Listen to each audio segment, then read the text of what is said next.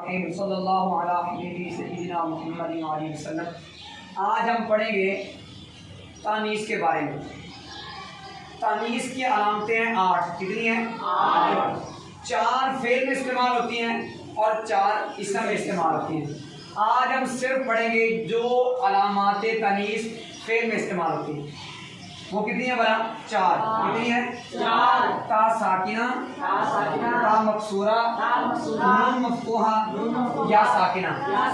اب ہم یہ دیکھیں گے کہ تا ساکنہ کس صیغے میں استعمال ہوتی ہے، نون مفتوحہ یہ کتنے صیغوں میں استعمال ہوتا ہے، اور یا ساکنہ کتنے صیغوں میں استعمال ہوتی ہے، تا مکسورہ کتنے صیغوں میں استعمال ہوتی ہے۔ سنیں، تا ساکنہ جو ہے یہ صرف ماضی کے ایک صیغہ میں استعمال ہوتی ہے، وہ ہے واحد مؤنث غائب، دعوت۔ اب بتائیں یہ تا ساکنہ ہے کہ نہیں؟ تا ساکنہ ماضی کے اندر صرف واحد مؤنث غائب میں پائی جاتی ہے، کسی اور صیغہ میں نہیں پائی جاتی ہے۔ تا مکسورہ،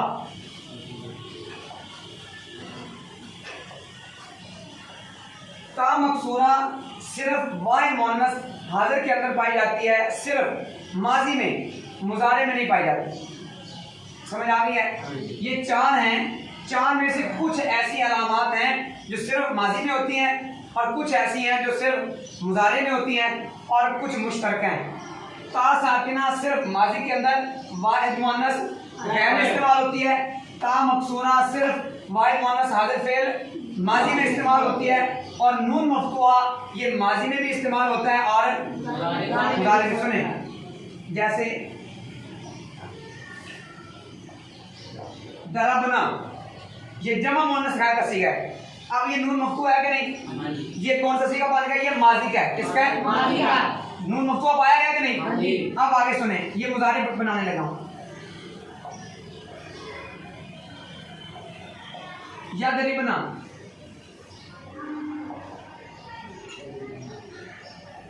تضربنا۔ اب یہ جو نون مفتوحہ ہے یہ ماضی کے اندر بھی پایا جاتا ہے اور سمجھ آ گئی ہے؟ ضربنا جمع مؤنث غائب فعل ماضی میں، یضربنا تضربنا جمع مؤنث غائب فعل مضارع، اور جمع مؤنث حاضر فعل مضارع۔ یہ نون مفتوحہ ہوا ہے کہ جو مضارع کے 2 صیغوں میں پایا جاتا ہے اور ماضی کے ایک صیغہ میں، لیکن اگر دیکھا جائے تو ماضی کے بھی 2 صیغوں میں پایا جاتا ہے، وہ ہے جمع مؤنث حاضر۔ یہاں بھی نون مفتوح ہے لیکن ساتھ شد بھی ہے، یعنی جمع مؤنث غائب اور جمع مؤنث حاضر فعل ماضی ہو یا مضارع ہو، یہ کہاں پایا جائے گا؟ کون سی علامت پائی جائے گی بلا؟ نون مفتوحہ۔ جمع مؤنث غائب اور جمع مؤنث حاضر فعل ماضی ہو یا مضارع ہو، کون سی علامت تانیث پائی جائے گی بلا؟ نون مفتوحہ پائی جائے گی۔ اب یا ساکنہ سنیں، یا ساکنہ جو ہے نا یہ صرف مضارع میں پائی جاتی ہے۔ کس میں؟ اور مضارع کے واحد مؤنث حاضر میں۔ کس میں؟ کس صیغے میں پائی جاتی ہے؟ یہ دیکھیں،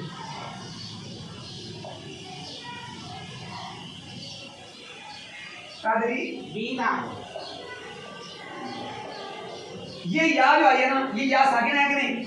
یا ساکن کہتے ہیں جس کے اوپر یہ جزم ہو۔ ساکن سے کہتے ہیں جس کے اوپر جزم ہو۔ اب بتائیں یا کے اوپر جزم ہے کہ نہیں؟ یا ساکن ہوئی نا۔